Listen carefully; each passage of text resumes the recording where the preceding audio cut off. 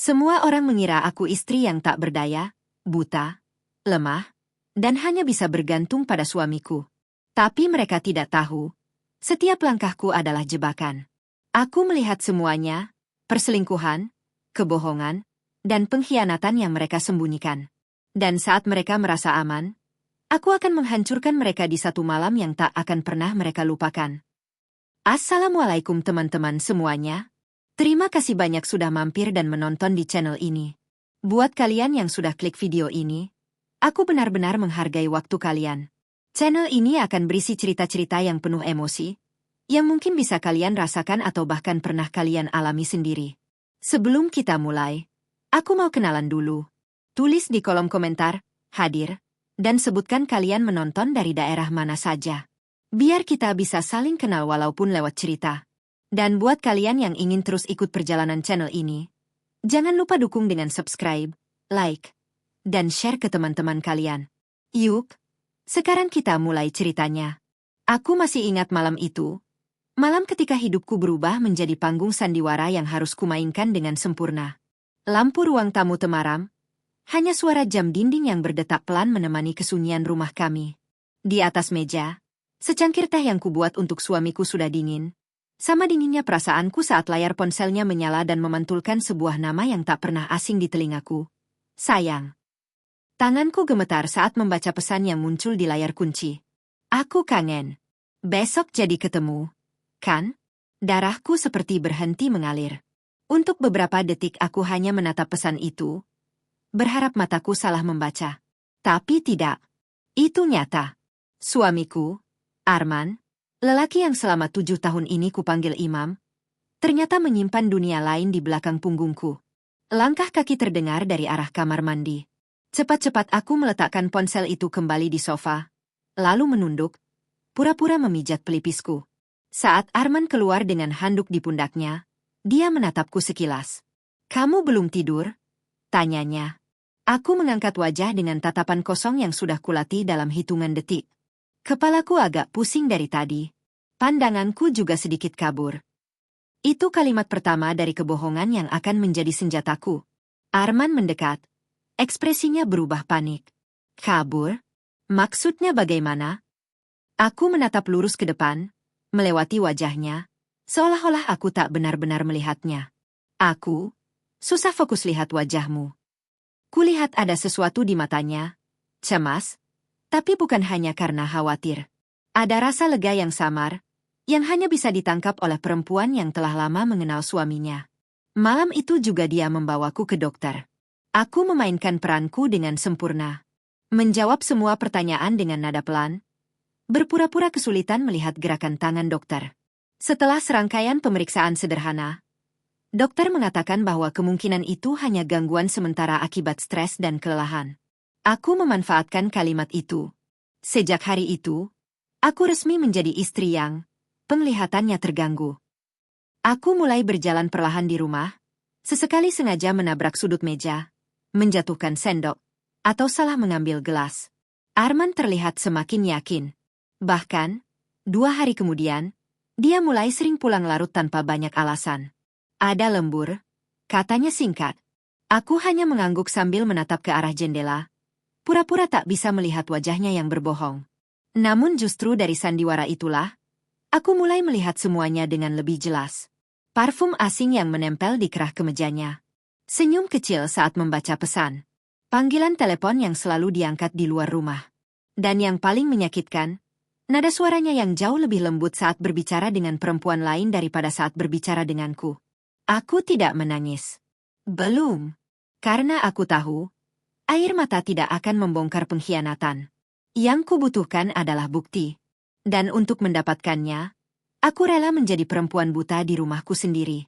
Arman mungkin mengira aku tak melihat apa-apa.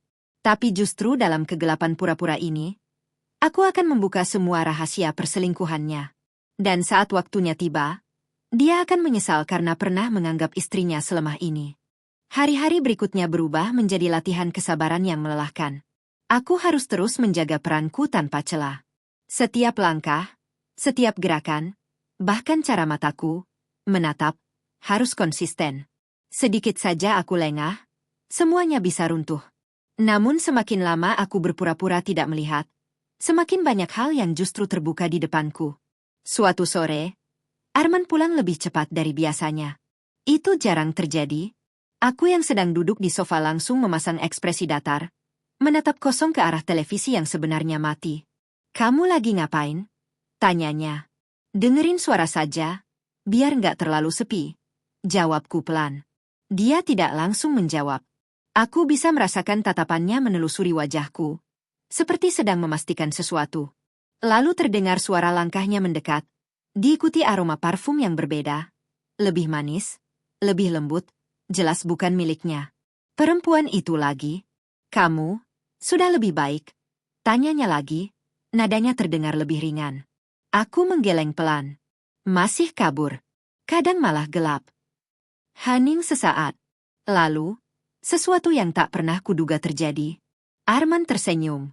Aku memang tidak melihat, tapi aku tahu. Dari cara napasnya berubah, dari nada suaranya yang tiba-tiba santai. Senyum itu bukan untukku. Itu senyum lega. Dan disitulah hatiku benar-benar retak. Malamnya, aku mendengar dia berbicara di telepon di balkon. Seperti biasa, suaranya diturunkan.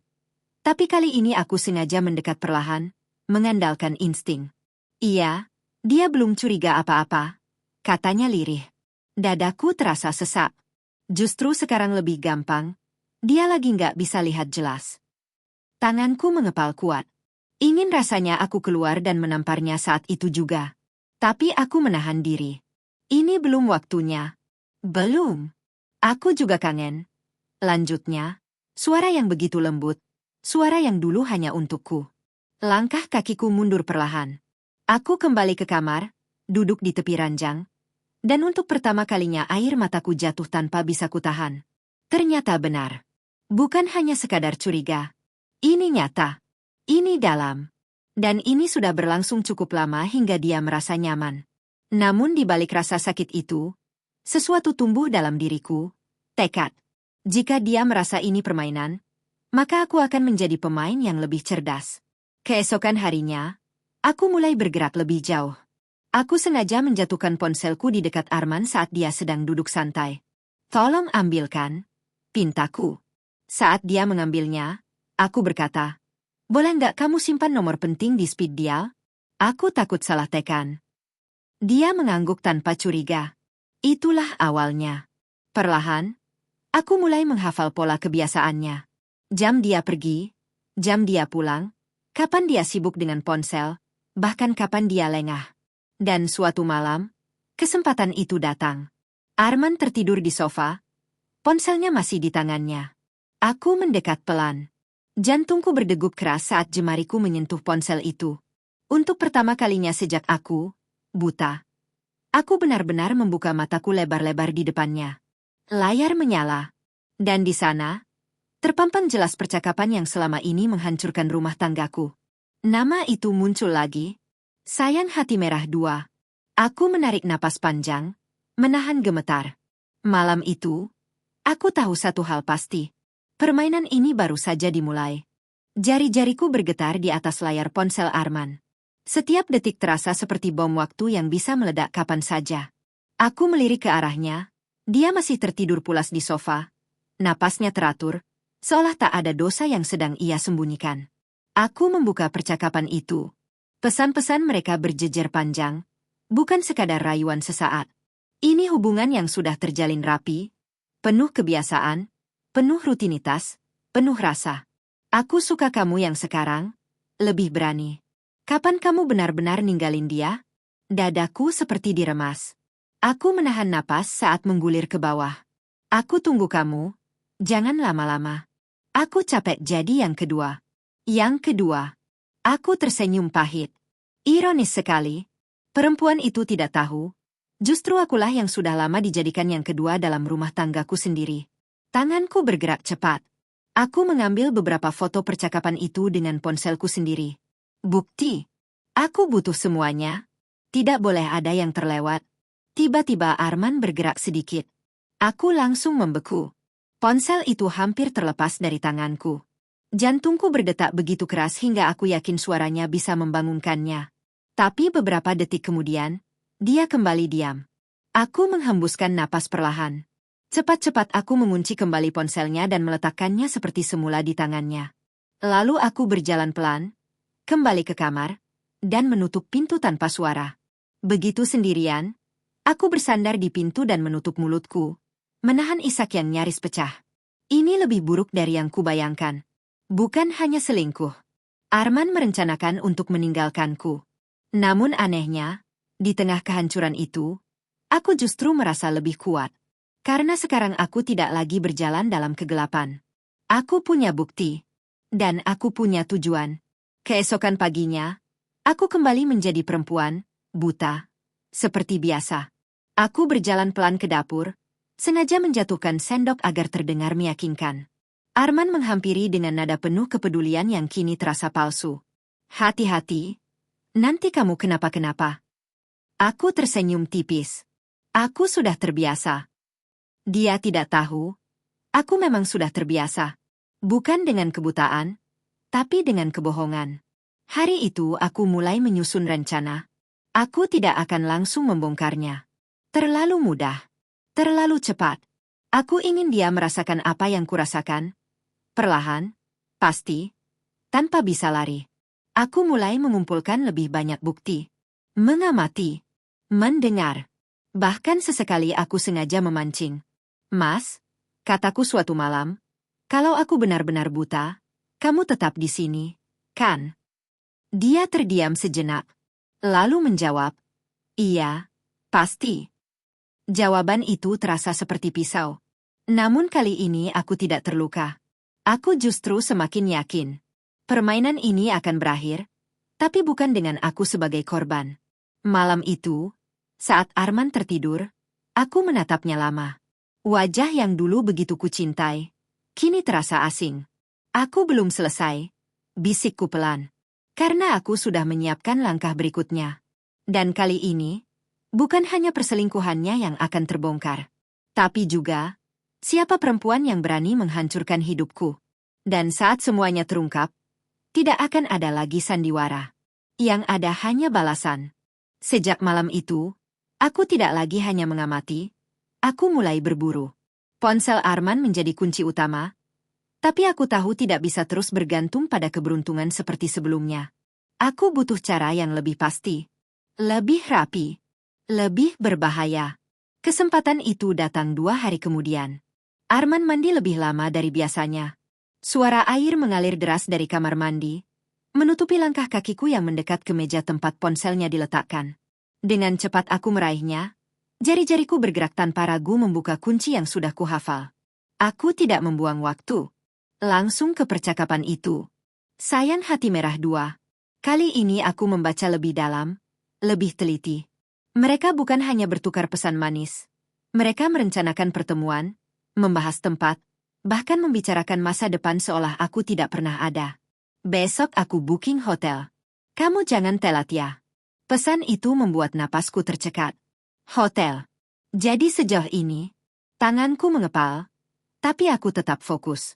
Aku memotret semua percakapan penting, lalu membuka galeri. Di sana, aku menemukan sesuatu yang membuat lututku hampir lemas. Foto mereka. Berdua. Tertawa. Bahagia. Perempuan itu terlihat muda, cantik, dengan wajah polos yang menipu. Tapi dari sorot matanya, aku tahu, dia sadar betul apa yang dia lakukan. Aku memperbesar gambar itu, menghafal wajahnya. Kita akan bertemu, bisikku pelan. Tiba-tiba suara air berhenti. Aku tersentak. Dengan gerakan cepat, aku mengunci ponsel dan meletakkannya kembali tepat di posisi semula. Aku mundur beberapa langkah, lalu sengaja menabrak kursi kecil agar terdengar seperti kecelakaan kecil. Arman keluar dengan buru-buru. Kamu kenapa? Aku kira itu pintu. Jawabku panik, pura-pura kebingungan. Dia langsung menghampiri, memegang lenganku. Kamu harus hati-hati. Jangan jalan sendiri. Aku mengangguk pelan, menunduk agar dia tidak melihat kilatan di mataku. Dia benar. Aku memang tidak akan berjalan sendiri lagi. Aku akan mengikuti mereka. Keesokan harinya, Arman terlihat lebih rapi dari biasanya. Kemeja yang disetrika sempurna, parfum yang lebih kuat, dan senyum kecil yang tidak bisa dia sembunyikan. Ada meeting penting, katanya singkat. Aku hanya menjawab, hati-hati di jalan. Namun begitu pintu tertutup, aku langsung bergerak cepat. Ini hari yang kutunggu. Aku tidak lagi berjalan pelan. Tidak lagi menabrak benda. Tidak lagi berpura-pura. Aku berganti pakaian dengan cepat, merapikan penampilanku, lalu mengambil tas dan ponsel. Aku harus melihat dengan mataku sendiri. Dengan bantuan aplikasi ojek online, aku mengikuti lokasi yang sempat kulihat di pesan Arman. Hotel itu tidak terlalu jauh, tapi setiap menit terasa seperti perjalanan panjang menuju kenyataan yang menyakitkan. Mobil berhenti.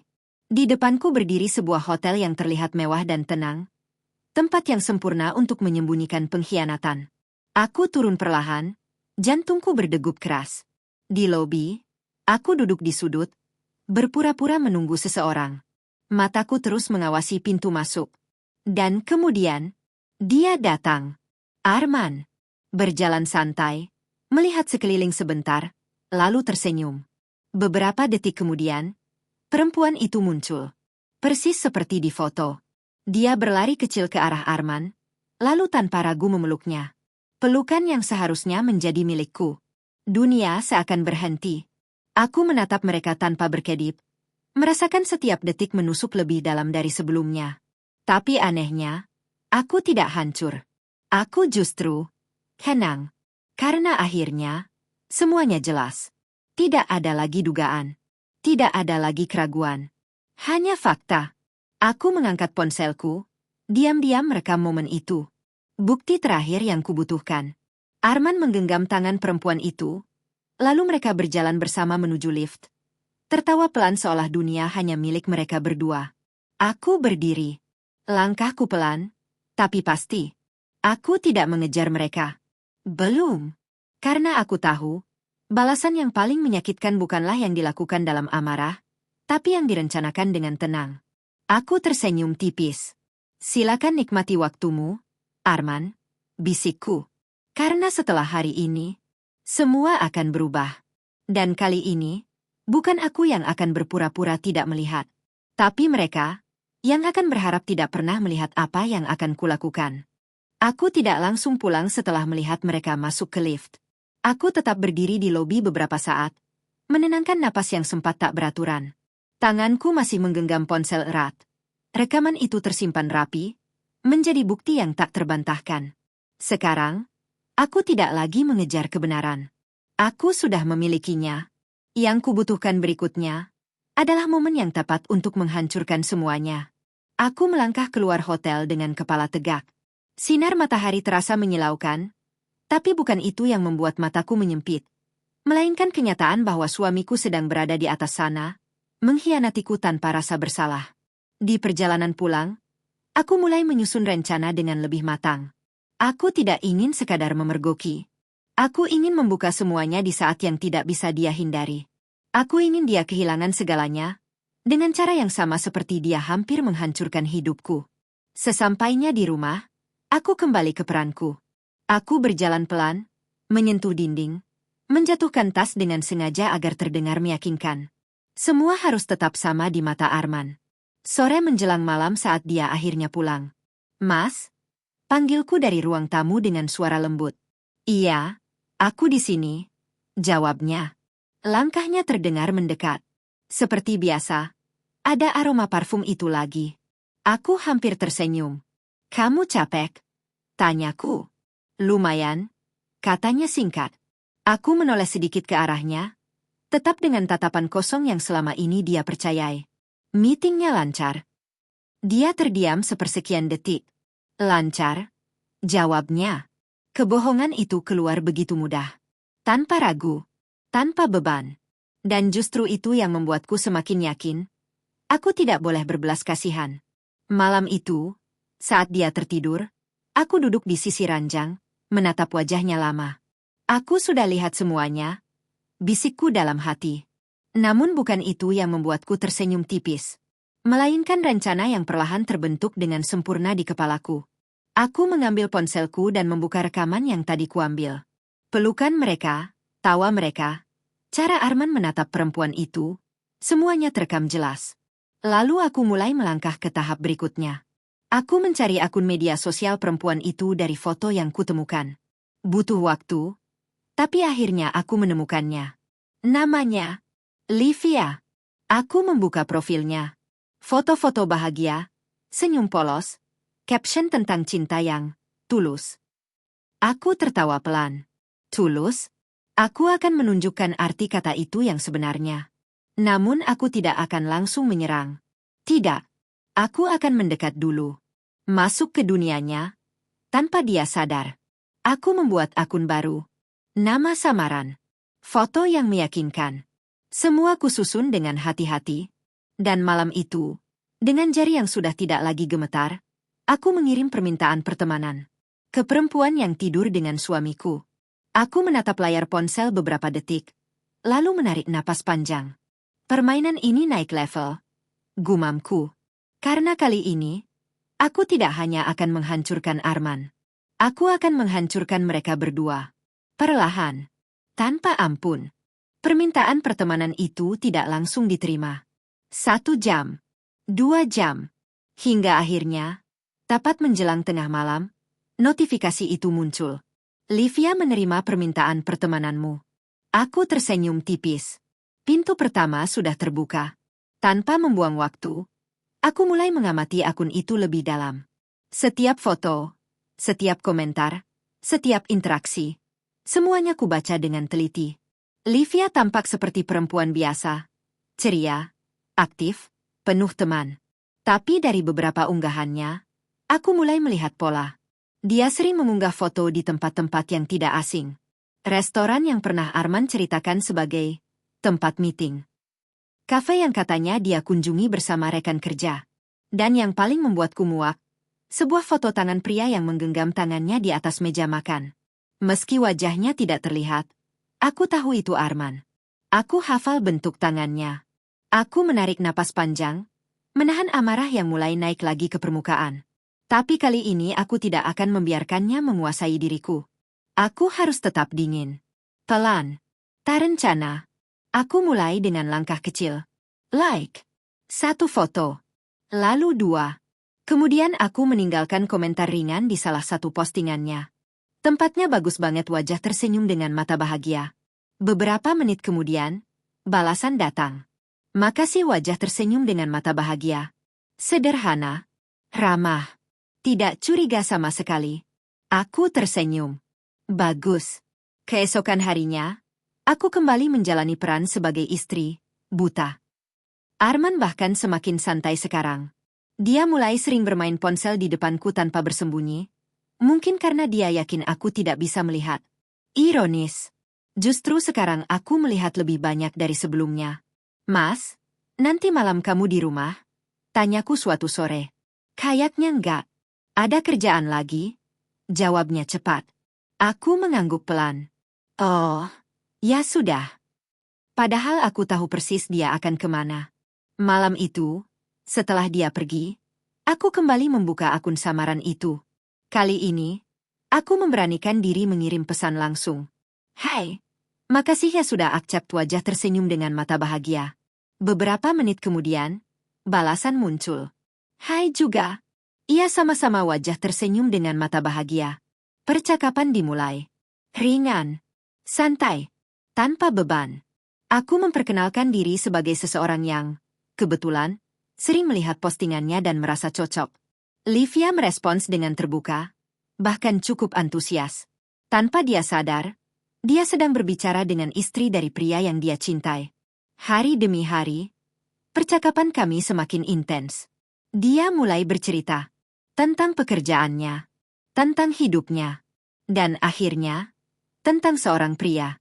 Aku lagi dekat sama seseorang, tulisnya suatu malam. Jantungku berdetak lebih cepat. Tapi jari-jariku tetap tenang mengetik balasan. Oh ya? Serius? Gimana orangnya? Balasan itu datang tidak lama. Dia baik banget, perhatian, tapi situasinya rumit. Aku tersenyum pahit. Rumit? Kau belum tahu arti rumit yang sebenarnya. Apa yang bikin rumit? Ketikku lagi. Beberapa detik terasa lama. Lalu jawabannya muncul. Dia sudah menikah. Dunia seakan diam sesaat. Meski aku sudah tahu, tetap saja membaca pengakuan itu langsung darinya terasa seperti tusukan yang nyata. Namun kali ini, aku tidak hancur. Aku justru semakin yakin. Permainan ini berjalan sesuai rencanaku. Dan Livia, tanpa sadar, mulai membuka semua rahasianya sendiri. Aku menatap layar ponsel dengan mata tajam. Teruskan, bisikku pelan. Karena semakin banyak yang dia ceritakan, semakin mudah bagiku untuk menghancurkan semuanya di akhir nanti. Percakapan itu tidak berhenti di sana. Justru setelah pengakuan itu, Livia semakin terbuka. Seolah menemukan tempat aman untuk bercerita, dia mulai menumpahkan semuanya tanpa sisa. Tanpa tahu bahwa orang yang dia percaya adalah perempuan yang sedang dia sakiti. Aku tahu ini salah, tulisnya malam itu. Aku membaca kalimat itu berulang kali. Salah. Dia sadar. Tapi tetap melakukannya. Jari-jariku bergerak pelan, hati-hati memilih kata. Kalau kamu tahu salah, kenapa masih lanjut? Balasannya datang lebih cepat dari yang kuduga. Aku nggak bisa ninggalin dia. Aku menutup mata sejenak, menarik napas dalam. Tentu saja. Cinta selalu jadi alasan paling mudah untuk membenarkan pengkhianatan. Dia janji akan ninggalin istrinya. Lanjutnya lagi. Kalimat itu membuatku tersenyum dingin. Janji. Aku tahu persis bagaimana Arman mengucapkan janji. Dengan suara lembut, tatapan meyakinkan, dan tanpa niat untuk benar-benar menepatinya.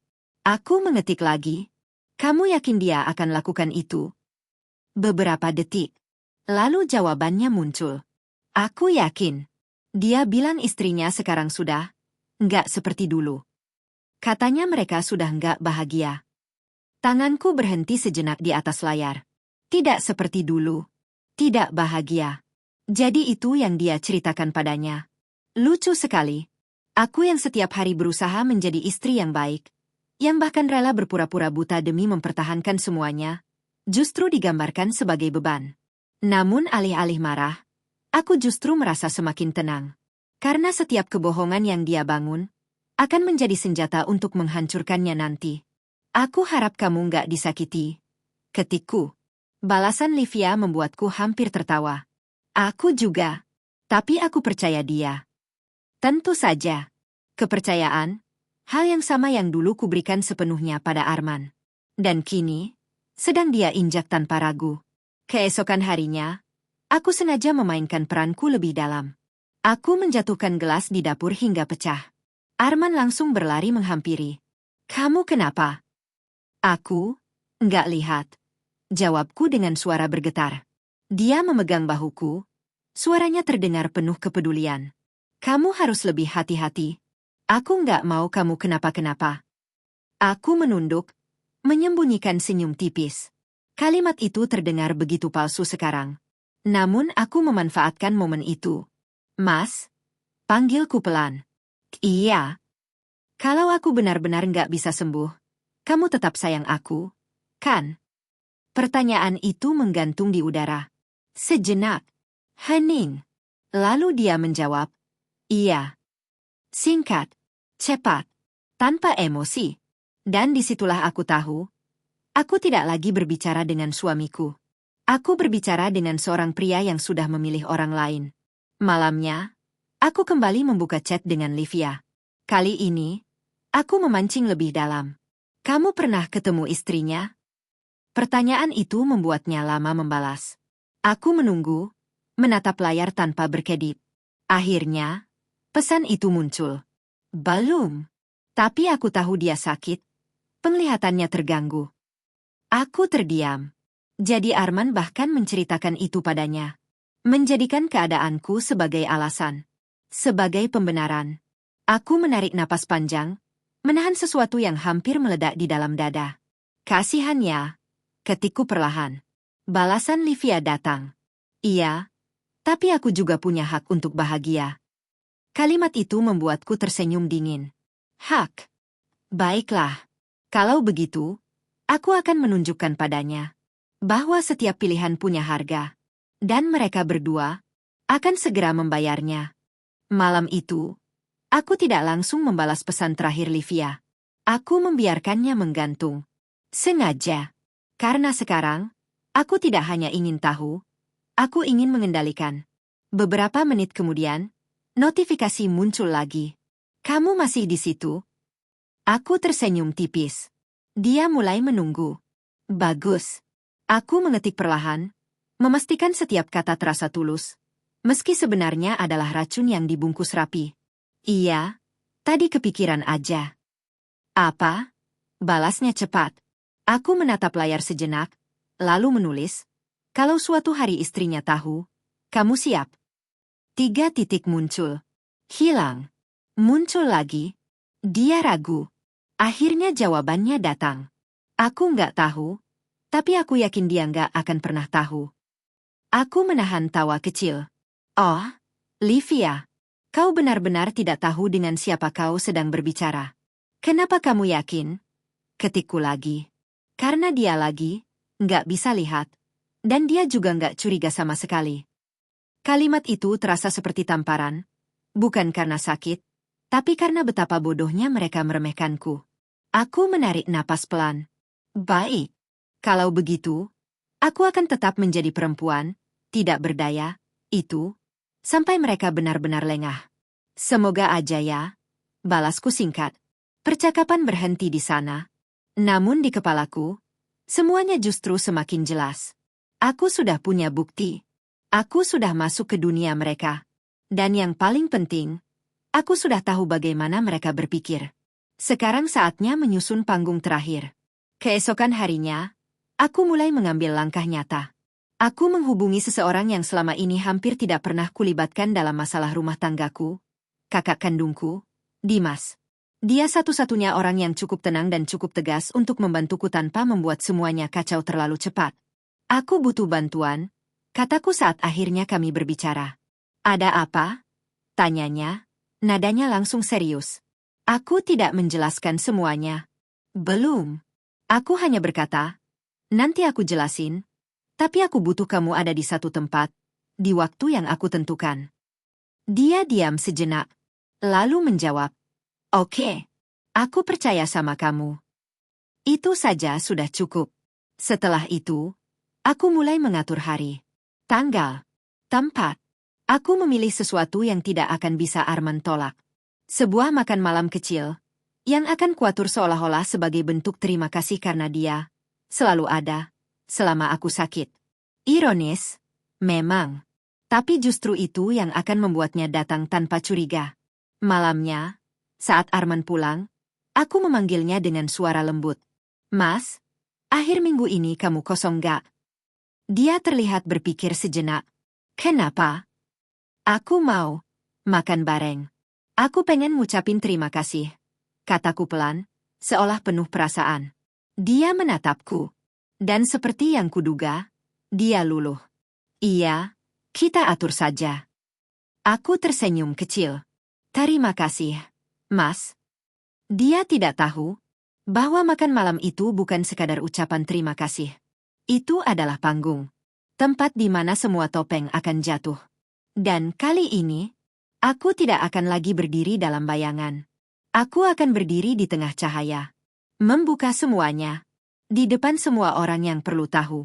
Termasuk perempuan yang merasa punya hak untuk bahagia. Itu. Aku menatap kosong ke depan, mempertahankan peranku. Namun di balik itu, pikiranku tajam, rencanaku matang. Akhirnya, bisikku dalam hati. Karena permainan ini akan segera mencapai akhirnya.